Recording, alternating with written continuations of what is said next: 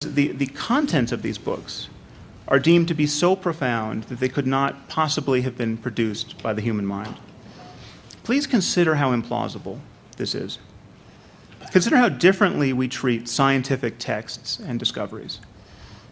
In the year 1665, beginning in the summer of 1665, Isaac Newton went into isolation to dodge the outbreak of plague that was incidentally laying waste to the pious men and women of England. And when he had emerged from his solitude, he had invented the integral and differential calculus. He had discovered the laws of universal gravitation and motion. He had set the field of optics on its foundation. Now, many scientists think this is the most awe-inspiring display of human intelligence in the history of human intelligence. And yet no one is tempted to ascribe this to divine agency. We know that these accomplishments were affected by a mortal, and a very unpleasant mortal at that.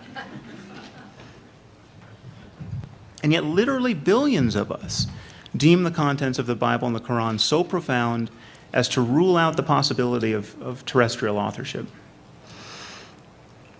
Now, given the depth and breadth of human achievement, I think this is almost a miracle in its own right. I mean, it seems to me a miraculous misappropriation of awe. I mean, it took 2 centuries of continuous human ingenuity on the part of some of the smartest people who have ever lived to significantly improve upon Newton's achievement. How difficult would it be to improve the Bible? I mean, anyone in this tent could improve this supposedly inerrant text scientifically, historically, ethically, spiritually, in a matter of moments. I mean, consider the possibility of improving the 10 Commandments.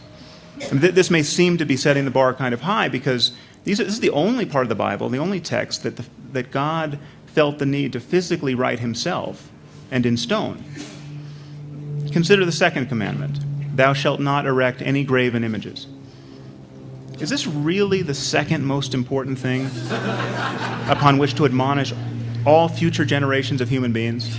I mean, is this as good as it gets ethically and spiritually? And you remember the Muslims who rioted by the hundreds of thousands over cartoons. What got them so riled up? Well, this is it, the 2nd commandment. Now, was all that pious mayhem, the burning of embassies, the killing of nuns, was all of that some kind of great flowering of spiritual and ethical intelligence?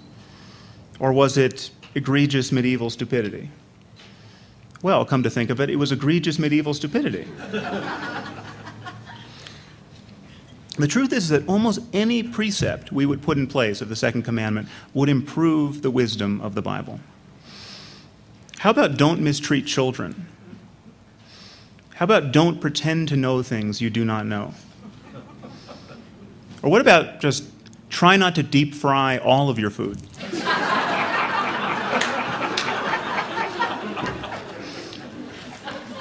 Could we live with the resulting proliferation of graven images? I think we would manage somehow.